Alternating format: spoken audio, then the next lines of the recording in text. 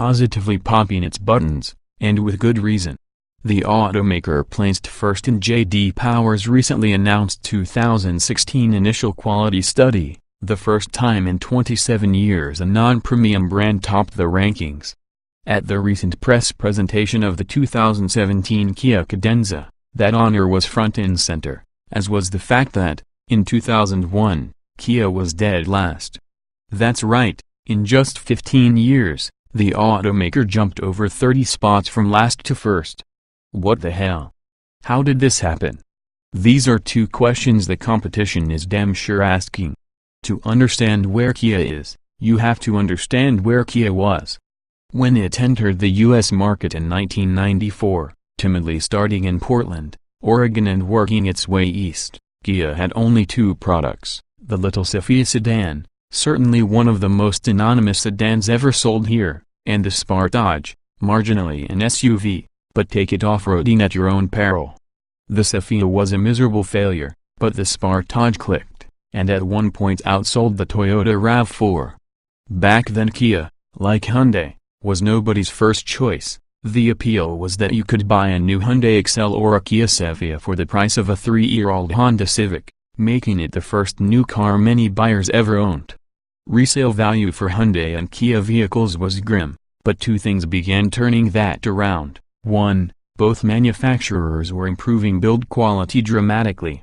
And 2. Hyundai introduced an infamous, partly transferable 10-year warranty. When Hyundai joined up with Kia, vehicles made by Kia got the same warranty, including the 2001 Kia Sophia, which had progressed from lousy to, well, much less lousy. In the presentation for the 2017 Cadenza, and yes, we'll get there in a moment, Kia didn't go back that far, or in that much detail, regarding its increasing status. It put a lot of emphasis on the 2006 hiring of Peter Schreier, designer of, among other cars, the Audi TT. This hiring was greeted by many of us with skepticism. How much was it paying him, and how long would he last before he took the first flight back to Frankfurt? The answers, however much, it was worth it, and he's still there. Kia didn't even get its own design studio until 2007, but under Schreier, styling has blossomed. The Kia Soul and the very similar Nissan Cube were launched about the same time. When was the last time you saw a Cube on the road?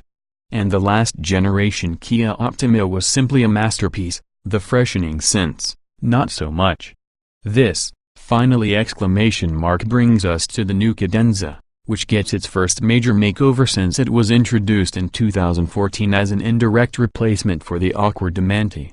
The Cadenza remains a full-size sedan, competing with the Ford Taurus, Chevrolet Impala, and Toyota Avalon, though Kia markets the Cadenza as more upscale than that trio.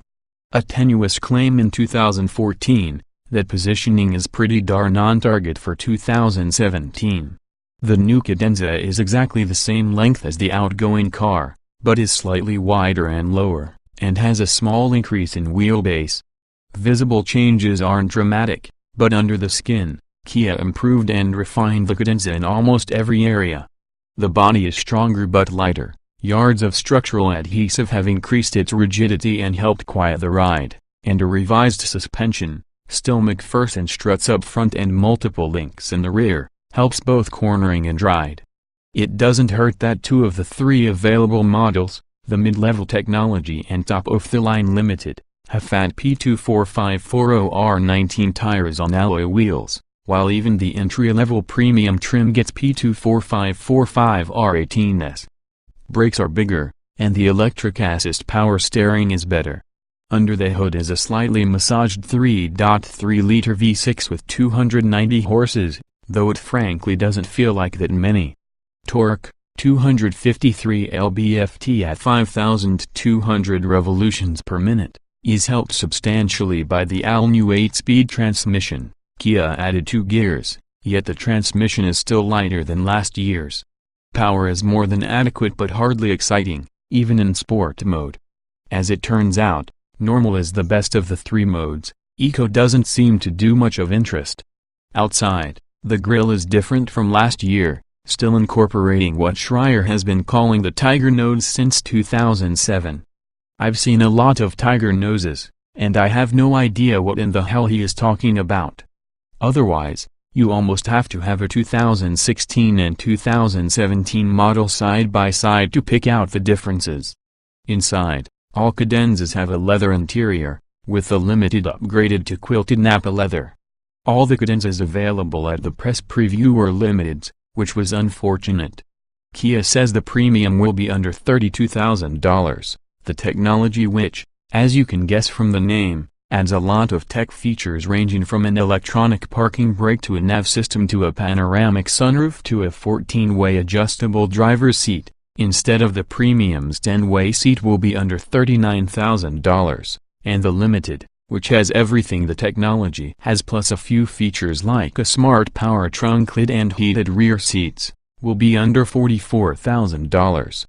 Add $895 for shipping to whatever price they all turn out to be. Here's a problem, at almost $45,000 when it's said and done, which we guess the Limited will be, that's real money. There are a lot of cars in that almost $50,000 price range, including the car Kia benchmarked as it developed the Cadenza, the Lexus ES350, which starts at less than $40,000. Which would also get you a 485 horsepower Dodge Charger RT with the Scat Pack, but that's just how we think. That's why I would have liked to have seen, and driven, the Cadenza Premium.